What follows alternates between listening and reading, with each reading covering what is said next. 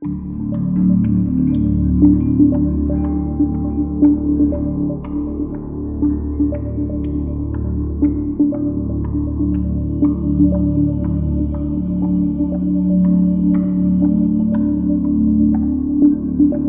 grito ahogado rasgó la quietud de la madrugada bogotana.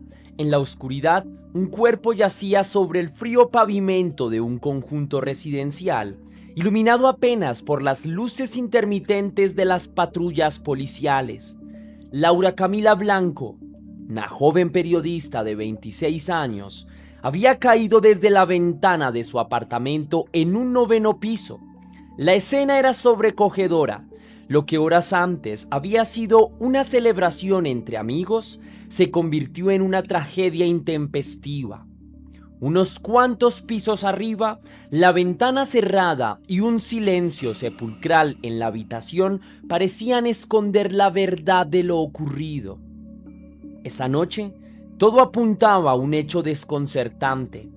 ¿Había saltado Laura voluntariamente hacia el vacío en un impulso desesperado? ¿O acaso una mano ajena la empujó a su destino fatal?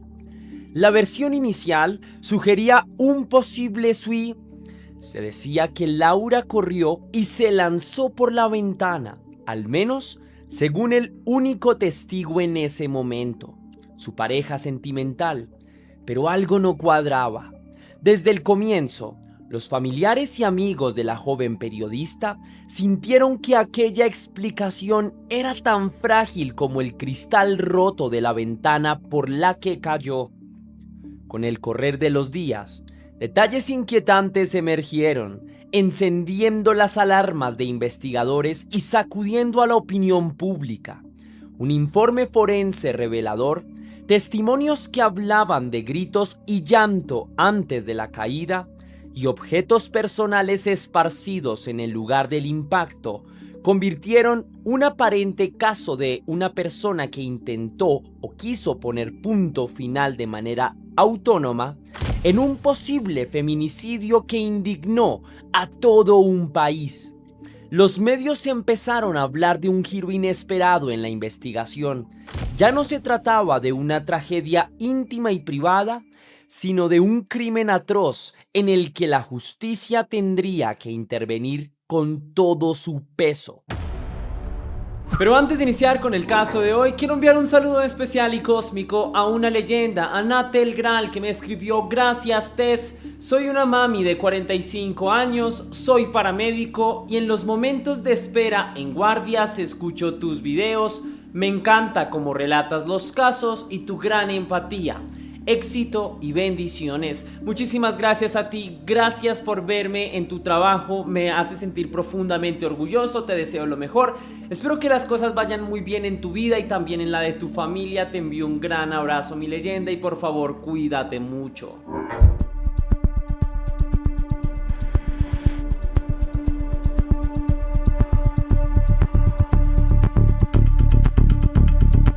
Laura Camila Blanco Osorio brillaba con luz propia.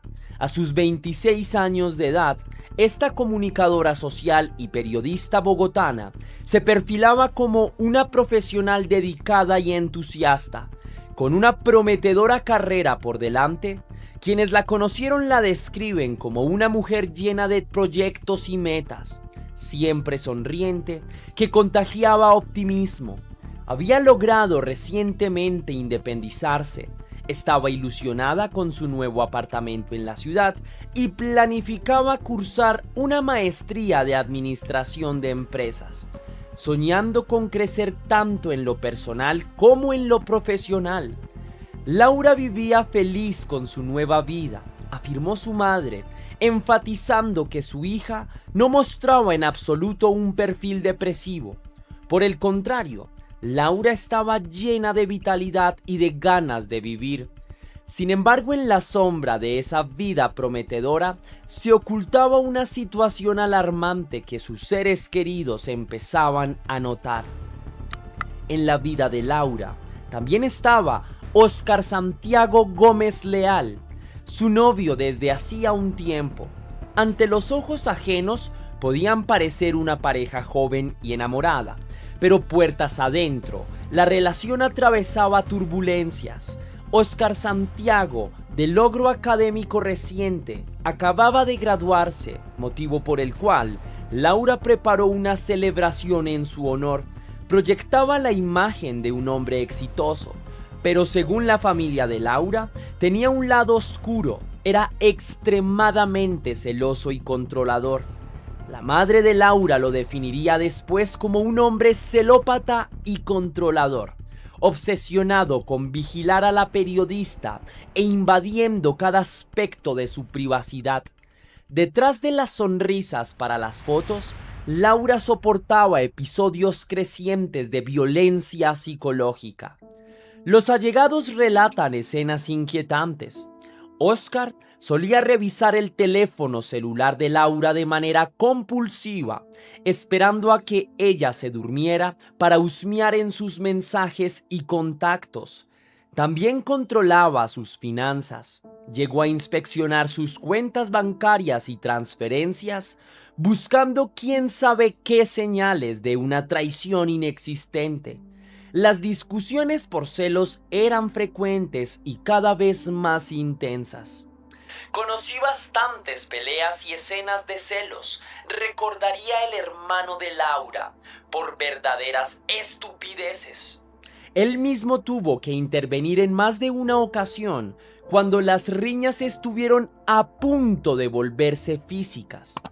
Aquella joven alegre y exitosa parecía vivir atrapada en un ciclo tóxico, insultos, reclamos constantes, revisiones diarias de su intimidad. Todo indicaba una dinámica de violencia de género larvada que deterioraba su vida personal. Preocupada, la familia Blanco Osorio no se quedó con brazos cruzados. La madre de Laura llegó a prohibir la entrada de Óscar a su casa familiar, desconfiando de sus intenciones y temiendo por la seguridad emocional de su hija. Laura y Óscar intentaron salvar su relación asistiendo a terapia de pareja, un esfuerzo desesperado por recomponer lo que ya estaba resquebrajado. En esas sesiones, según contó luego la madre, el terapeuta concluyó que Óscar sufría de celopatía, un trastorno de celos patológicos, y le advirtió que debía tratarse si quería tener una relación sana. Pero ni las terapias pudieron poner freno a los arranques posesivos de Óscar. Los conflictos no cesaban, de hecho, iban en aumento con el paso del tiempo. Laura, según confesaría a su familia, empezaba a sentirse exhausta y acorralada. Incluso les comentó que cuando visitaba la casa de la familia de Óscar, no se sentía bien recibida. Al parecer, preferían a la expareja anterior de él, lo cual añadía tensión y desasosiego en Laura. Así transcurrían los días previos a la tragedia, con Laura enfocada en sus logros y sueños, pero lidiando en paralelo con las sombras de una relación posesiva. Sus seres queridos notaban su sonrisa opacada en ocasiones por preocupaciones que ella evitaba detallar. Ninguno imaginaba, sin embargo, el horror que estaba por desatarse. Laura seguía adelante, conciliando la ilusión de un futuro brillante con la esperanza de que su novio cambiara. Desconocía que el punto de quiebre estaba muy cerca y que las tensiones acumuladas pronto estallarían en la noche menos pensada.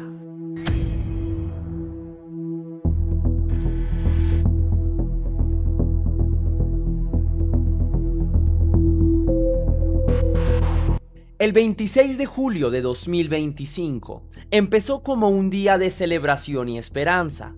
Laura se había levantado con entusiasmo. Era el día de festejar el logro académico de Óscar, su pareja.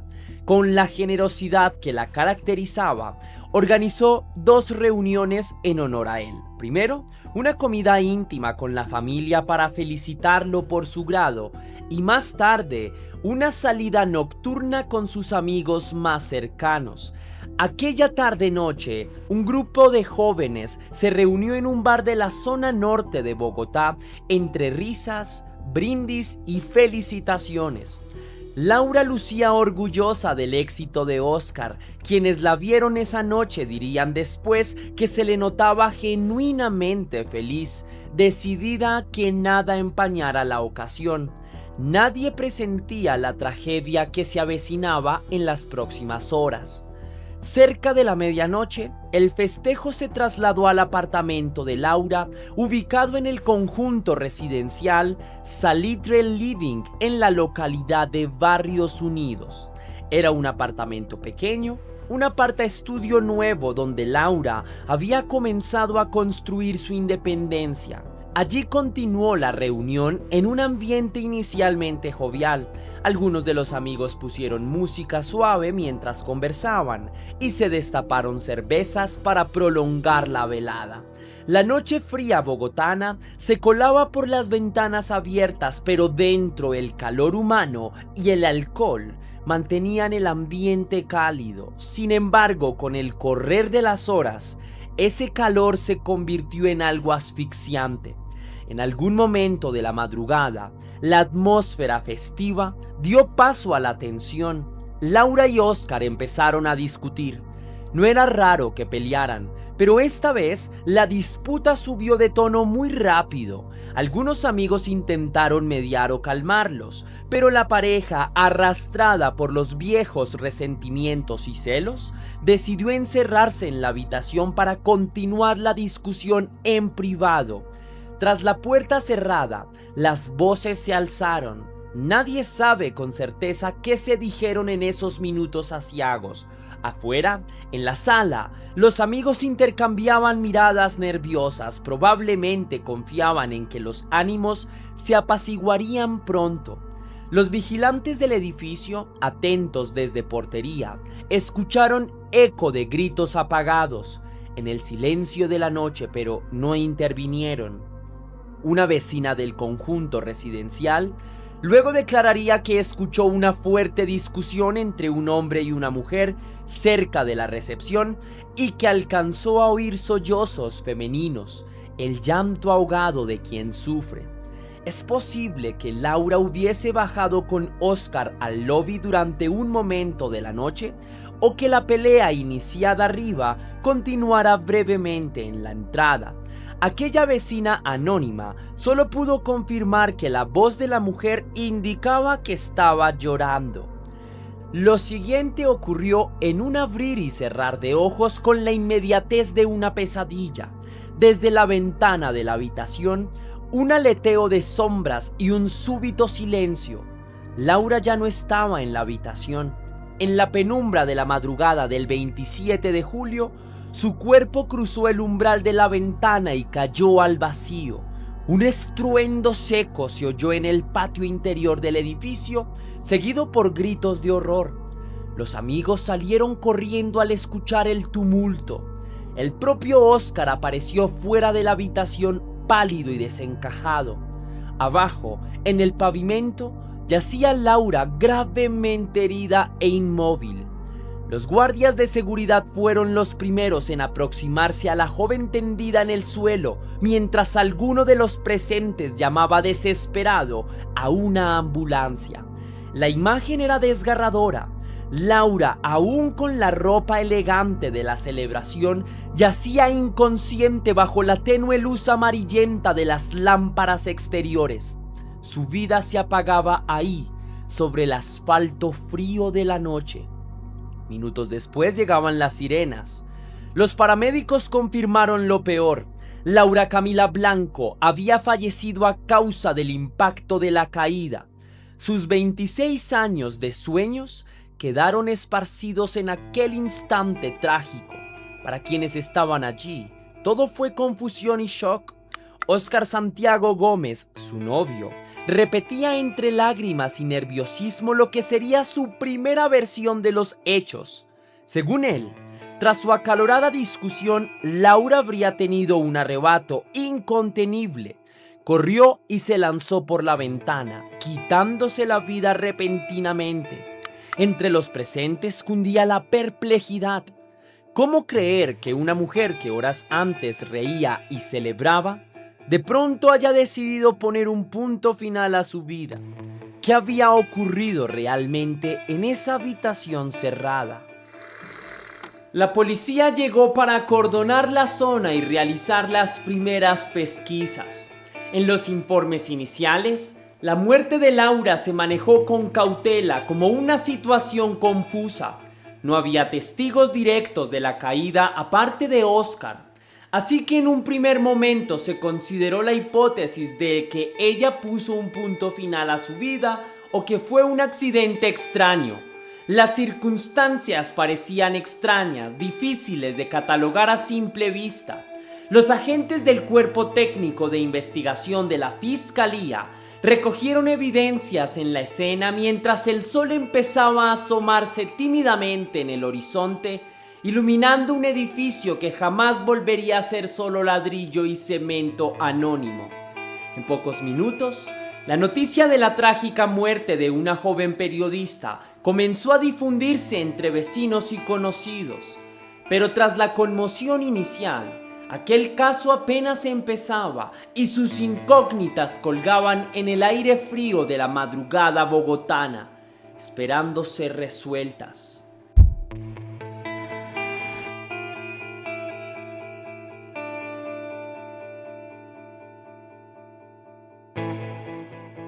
El amanecer del 27 de julio trajo una ola de dolor indescriptible para la familia de Laura. Cuando sus padres y hermanos recibieron la noticia, la realidad se sintió imposible de asimilar. Laura, su Laura, llena de vida, había muerto al caer de un 9º piso.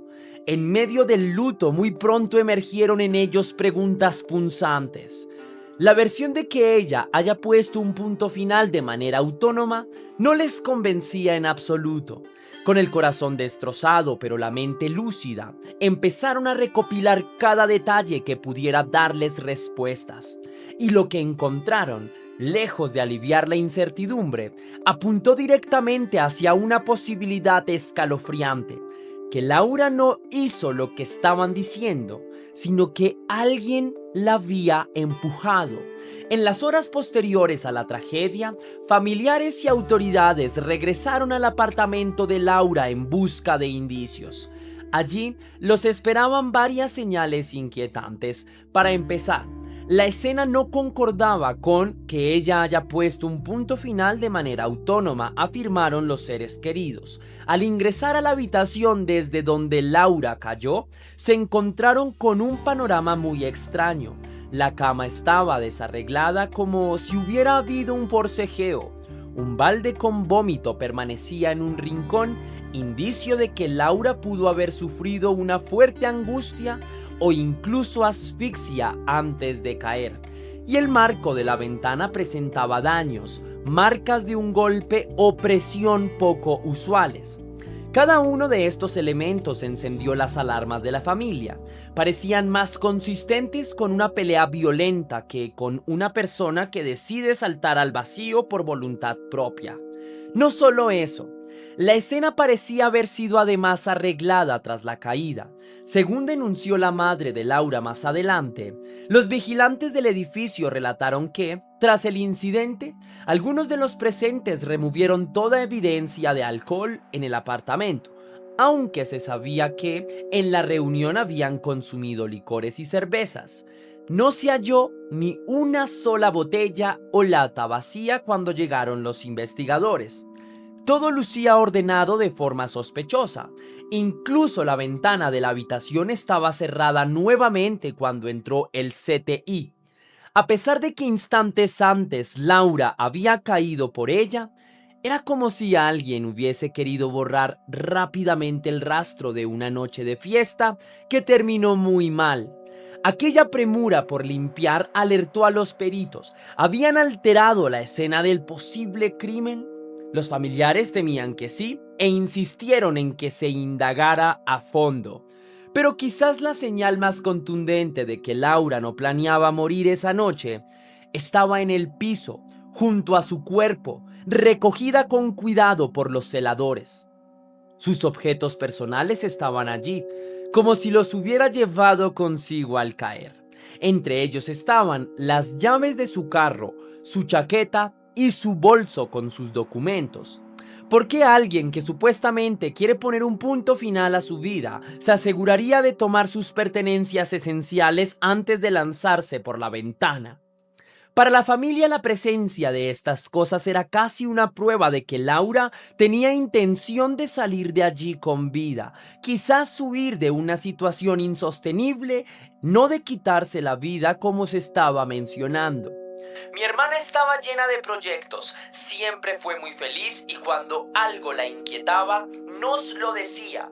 Entonces realmente no creemos la tesis del suicidio, declararía su hermano con dolor, descartando rotundamente que Laura hubiera querido morir aquella noche. Todo apuntaba entonces a que Laura quería escapar de algo o de alguien en ese apartamento, no escapar de la vida misma.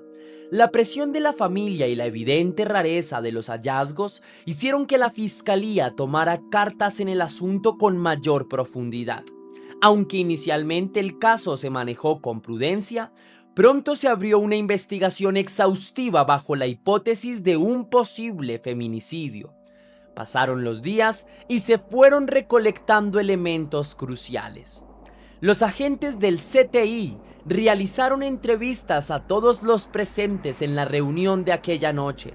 Los testimonios de los amigos confirmaron parte de la historia. Sí, hubo una fuerte discusión entre Laura y Oscar motivada por celos. Sí, se encerraron en la habitación y nadie vio directamente lo que ocurrió en esos instantes fatales.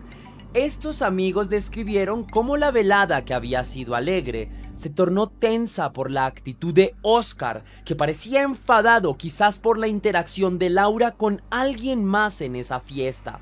Celos nuevamente es el motivo principal de las cosas.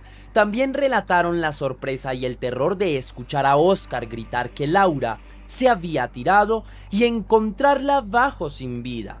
Sin embargo, hubo inconsistencias notables en los relatos que Oscar dio a diferentes personas, detalles que no terminaban de encajar y que levantaron sospechas adicionales entre los investigadores. El avance determinante llegó con los resultados de la necropsia practicada por medicina legal. Cuando el informe forense estuvo listo, el 21 de agosto, cambió por completo la dirección del caso. Según revelaron fuentes de medicina legal a la prensa, el cuerpo de Laura presentaba señales inequívocas de violencia física previas a la caída. En particular, los forenses identificaron lesiones ante-mortem, es decir, ocurridas antes de la muerte, que descartaban la posibilidad de un salto voluntario al vacío. Había marcas de asfixia y estrangulamiento en el cuello de Laura, huellas de presión que no podían atribuirse al impacto de la caída.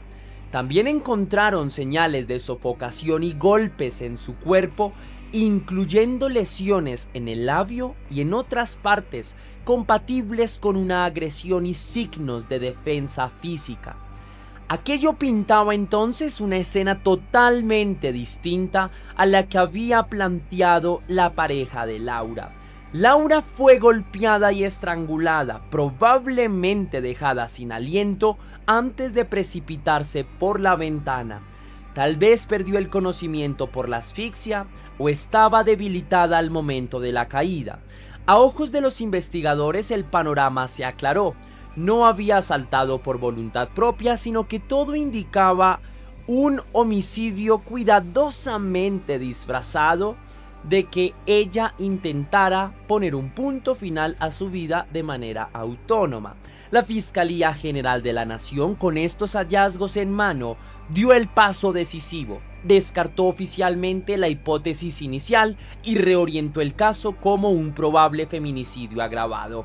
La figura de feminicidio, el asesinato de una mujer por razones de género, comúnmente a manos de su pareja o expareja, cobra especial relevancia en Colombia, donde estos crímenes desgraciadamente no son raros. En el caso de Laura, las pruebas forenses, sumadas a los testimonios reunidos, formaron un rompecabezas claro. La principal y única persona de interés era Óscar Santiago Gómez Leal, su novio, quien estuvo con ella en sus últimos momentos y cuya versión de los hechos resultó ser inverosímil frente a la contundencia de la evidencia. La familia de Laura, aunque devastada por la confirmación de sus temores, sintió a la vez una mezcla de alivio y rabia. Alivio de que la verdad emergiera y rabia por lo que esa verdad significaba. Siempre señalaron a Óscar como el sospechoso principal y ahora la justicia les daba la razón. La madre de Laura aportó su testimonio clave a los investigadores, relatando episodios concretos que pintaban el carácter controlador de Óscar. En una ocasión recordó: él le revisó el celular a Laura frente a toda la familia durante una visita en casa de ellos, dejándolos atónitos ante semejante violación de la intimidad. También les contó que su hija había estado muy emocionada las semanas previas, no solo por su nuevo apartamento, sino porque estaba por matricularse en una maestría, un proyecto que la tenía llena de ilusión. Ella vivía feliz con su nueva vida, enfatizó la madre, insistiendo en que Laura no presentaba un perfil suicida. Cada palabra de su testimonio reforzaba la idea de que Laura había sido víctima de un crimen atroz y no de un impulso autodestructivo. Para entonces la opinión pública empezaba a hacerse eco del caso. La noticia de la misteriosa muerte de la periodista dio un vuelco en titulares. De ser un posible accidente o un intento de poner un punto final de manera autónoma, pasó a ser investigada como un asesinato por violencia de género. En Bogotá y especialmente entre el gremio periodístico y colectivos de mujeres, crecía la indignación. ¿Cómo era posible que otra mujer joven, educada, con futuro, terminara asesinada presuntamente por su pareja en pleno año 2025? Las redes sociales se inundaron con mensajes pidiendo justicia para Laura y muchos periodistas colegas encendieron la voz de alarma sobre este caso emblemático. Para añadir mayor conmoción, se supo de un elemento escalofriante. De acuerdo con la hipótesis de la fiscalía, Óscar habría estrangulado a Laura hasta dejarla sin sentido y luego la lanzó por la ventana del apartamento para simular que ella lo había hecho de forma autónoma. La crudeza de esa afirmación sacudió incluso a los más escépticos. En Colombia, un país tristemente familiarizado con hechos de violencia machista, la historia de Laura Blanco empezaba a verse como un símbolo más del flagelo del feminicidio. Y mientras la investigación llegaba a este punto crítico, solo faltaba un paso fundamental: capturar al presunto responsable y llevarlo ante la justicia.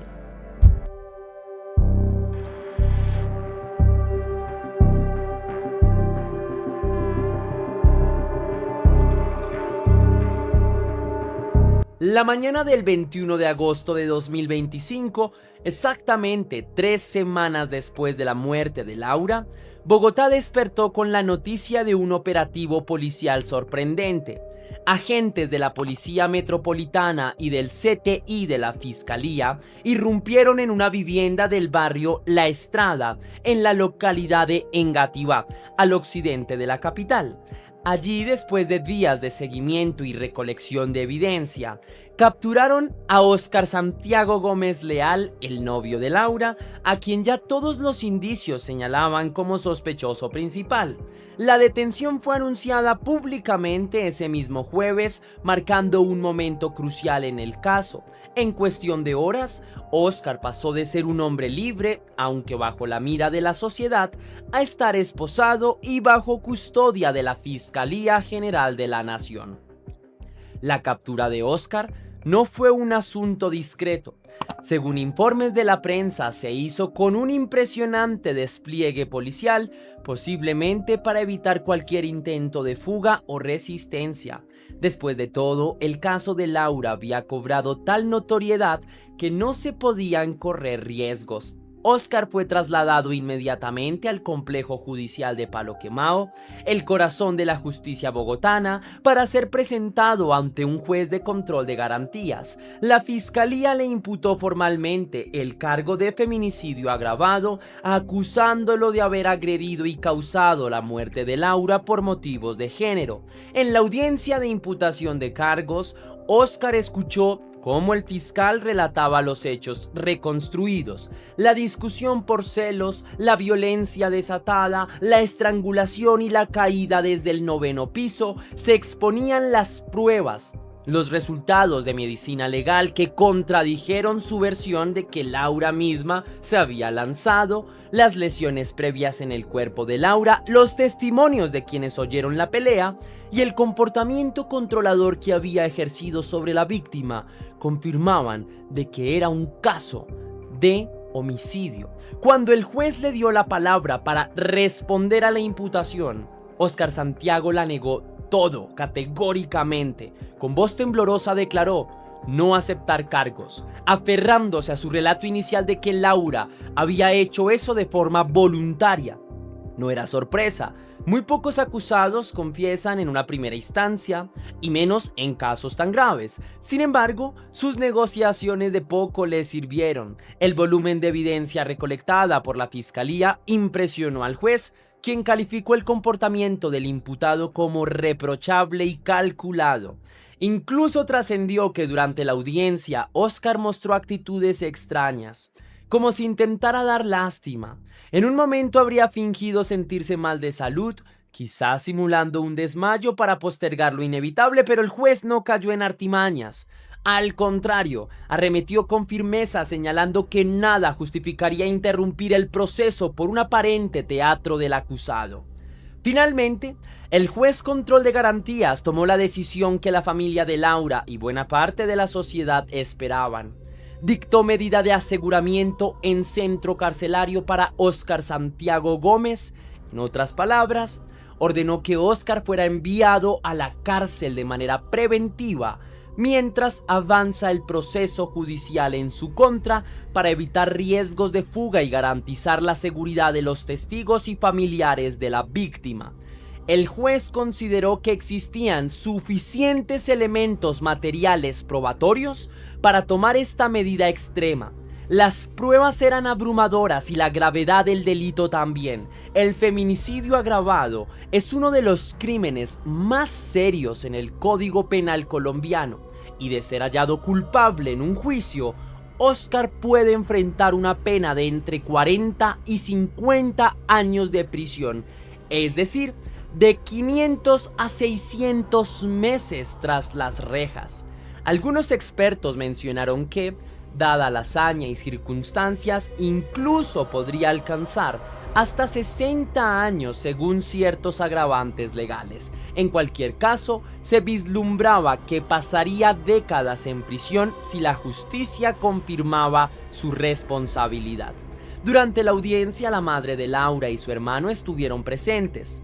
Sus rostros eran una mezcla de tristeza y determinación.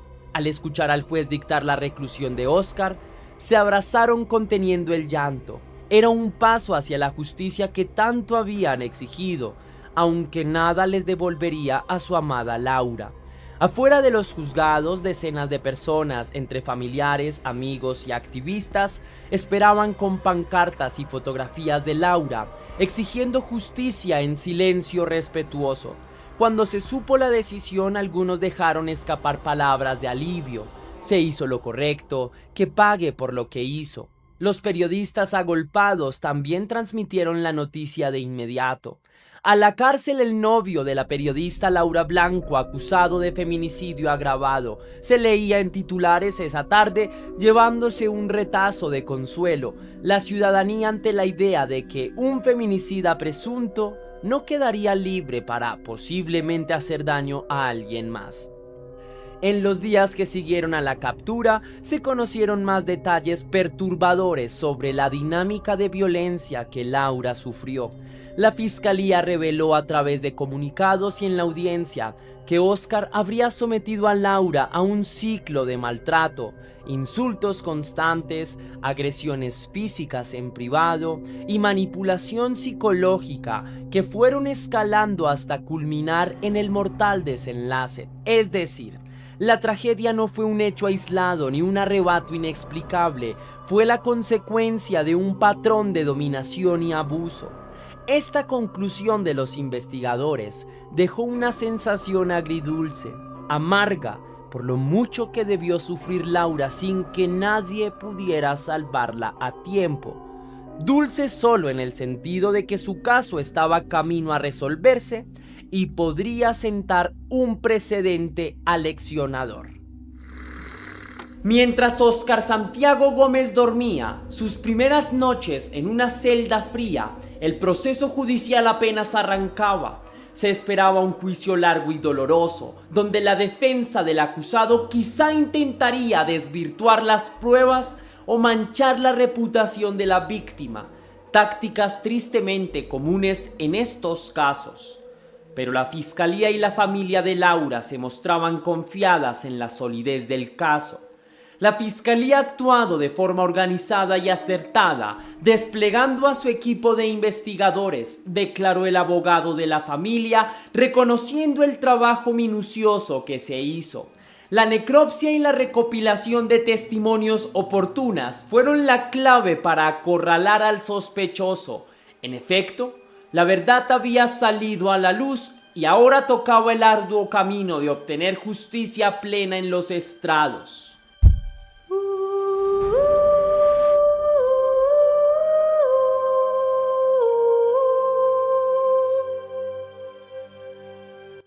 La muerte de Laura Camila Blanco y la posterior imputación por feminicidio contra su novio han dejado una profunda huella en la sociedad colombiana. No se trata solo de un caso aislado, se ha convertido en un espejo doloroso que refleja la realidad de muchas mujeres que enfrentan la violencia de sus parejas. La imagen de Laura, una joven talentosa, llena de sueños, truncada en la flor de la vida, resuena en el imaginario colectivo como un llamado urgente de atención. Detrás de ella podemos vislumbrar las siluetas de cientos de mujeres cuyos nombres rara vez ocupan titulares, pero cuyas historias son tristemente similares. Tan solo entre enero y julio de 2025, 501 casos de feminicidio se habían registrado en Colombia. La cifra es escalofriante y nos recuerda que la tragedia de Laura es lamentablemente parte de un fenómeno social más amplio que no distingue estrato, ni profesión, ni edad. La indignación pública por el caso de Laura llevó a numerosas manifestaciones de solidaridad. En Bogotá, la misma semana de la captura de Óscar, colectivos feministas y ciudadanía en general organizaron un plantón y velatón en memoria de Laura frente al edificio Salitre Living, el lugar donde ocurrieron los hechos. Cientos de velas iluminaron la noche del 28 de julio durante la vigilia que se realizó en su honor. Decenas de personas, entre vecinos, colegas periodistas y activistas, se congregaron a las afueras del conjunto con flores blancas y carteles que rezaban frases como "ni una menos" y "justicia para Laura". En ese emotivo homenaje, la madre de Laura tomó la palabra con la voz quebrada, dio las gracias por el apoyo y suplicó que la muerte de su hija no quedara impune. También exhortó a otras mujeres a no callar frente a los primeros signos de violencia. No es hora de callar, dijo citando la conocida campaña liderada por la periodista Ginette Bedoya, y sus palabras calaron hondo. A medida que la historia se propagaba por medios nacionales, diversos sectores alzaron su voz. Periodistas de distintos rincones del país escribieron columnas condenando el crimen y reflexionando sobre la necesidad de proteger a las mujeres, incluso dentro de sus círculos más íntimos. Organizaciones sociales y colectivos de mujeres enfatizaron que el caso de Laura debe sentar un precedente en la lucha contra el feminicidio. Exigieron que las autoridades fortalezcan los mecanismos de denuncia y protección. ¿Cuántas señales de alarma se pasaron por alto en la situación de Laura que tal vez, de haber sido atendidas, habrían evitado este final? Es una pregunta dolorosa sin respuesta clara, pero que apunta a mejorar la prevención. En el impacto psicológico me gustaría decir que esta tragedia abrió un debate importante.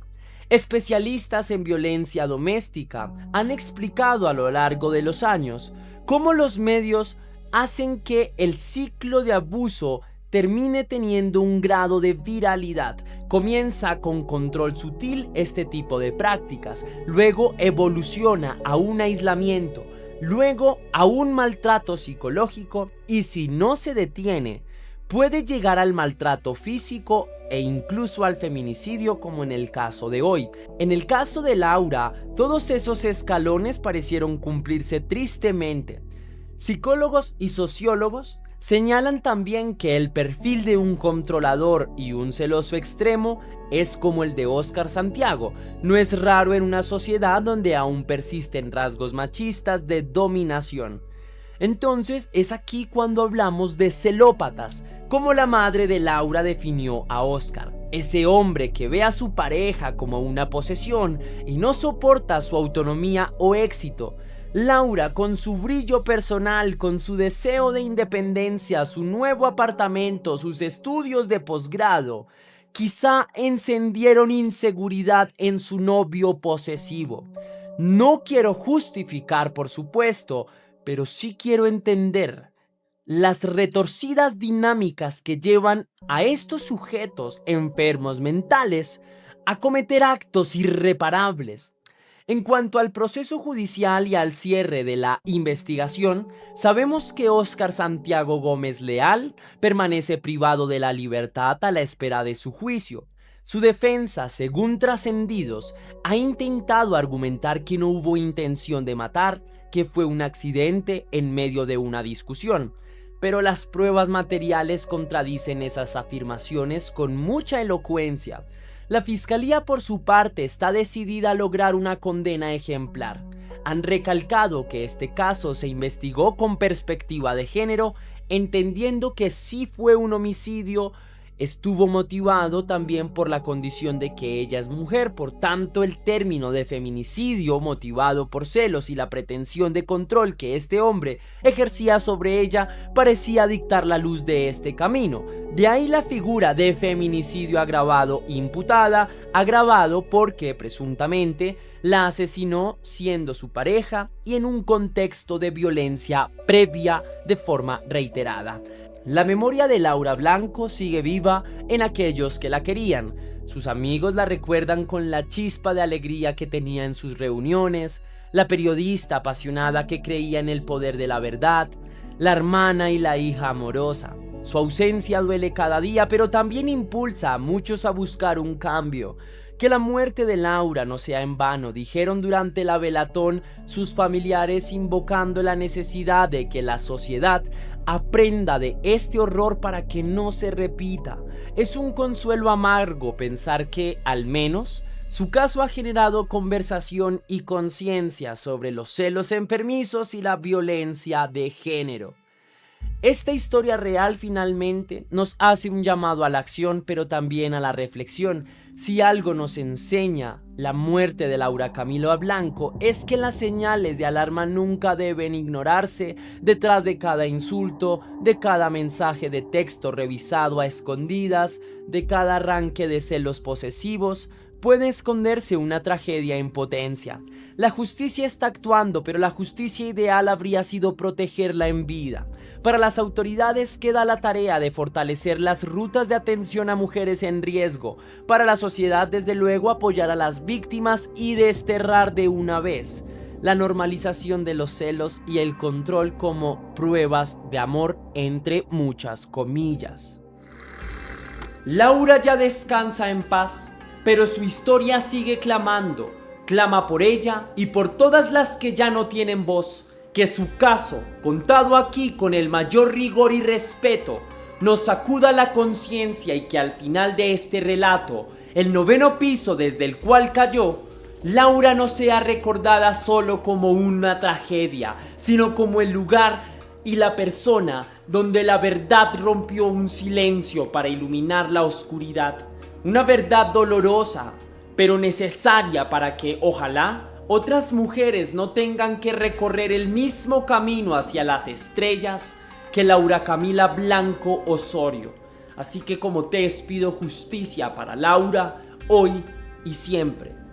Hasta aquí va el video de hoy, mi querida leyenda. Si te gustó la investigación, déjame saber con tu misterioso like. Si quieres y si puedes hacer una pequeña donación para la producción de Test Misterios, estaré enormemente agradecido. Lo puedes hacer de dos formas distintas. La primera es con el botón de super gracias que se ubica allí abajo justo al lado del botón compartir, o también vía PayPal, ya que tienes el link en la descripción y en el comentario fijado. Sabes que si lo haces de cualquiera de estas dos maneras recibirás un agradecimiento personalizado y un saludo de mi parte para un próximo video. Recuerda seguirme en mis redes sociales, en mi cuenta personal de Instagram Test Misterios, y si quieres ver True Crime lo puedes hacer a través de mi cuenta de Instagram Soy Test Misterios, a través de TikTok Test Misterios o en mi página de Facebook Test Misterios. Y sin más que añadir por hoy, mi querida leyenda, recuerda que las dudas te acompañan, que somos misterio y que tú y yo nos vemos en un próximo caso.